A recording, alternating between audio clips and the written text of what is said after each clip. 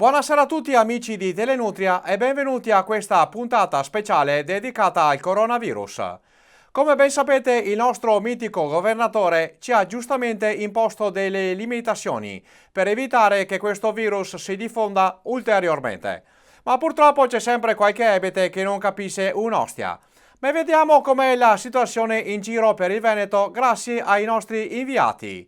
Vai Gigi Pegnata, dici com'è la situazione lì nel Veronese. Sì, Tullio, grazie della linea. Anche qui nel Veronese si registrano episodi di qualche furbetto che non si attiene alle restrizioni.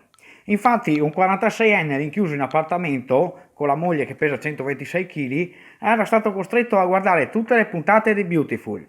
Ma l'uomo, per non diventare ricoglionito e obeso, ha deciso così di fare il Tour de France in salotto, lasciando però tutti i segni del copertone nel palche nuovo. La moglie si è imbestialita e lo ha parato via di casa dicendogli o me o la bici. Lui logicamente ha scelto la bici e sta pedalando da 3 giorni. Purtroppo però nel frattempo le autocertificazioni sono cambiate ben 12 volte ed è stato denunciato dai vigili, ma in compenso ha risparmiato l'inchiostro della stampante e ha perso una rompibale. Grazie mille Gigi, veramente io queste persone qua non le capisco, bisogna rimanere a casa.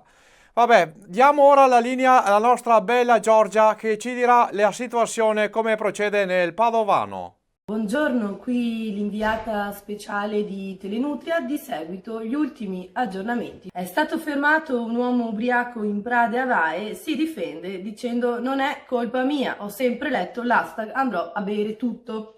Uomo 54enne del Padovano ha violato volontariamente l'ordine di restare a casa per farsi arrestare e salvarsi così dalla quarantena con la moglie.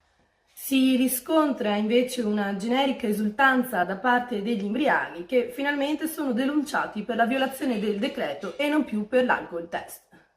Si riscontra invece un malcontento generale nel Veneto da parte dei single arrabbiati perché nel decreto non è stata messa la possibilità di uscire per dare una bea ciavada. All'unanime invece la mancanza del pranzo domenicale insieme a nonni e zii dove si beveva raboseo e si mangiava rosegota coa graspa. Per oggi è tutto, a voi la linea. Grazie mille Giorgia, è sempre un piacere averti come ospite al nostro notiziario e complimenti anche per la tua puntualezza e la tua preparazione, veramente brava, brava. Ma purtroppo ora dobbiamo dare la linea anche al nostro inviato da Vicenza, purtroppo. Vai Alessio. Buonasera a tutti dal vostro Alessio Creasso.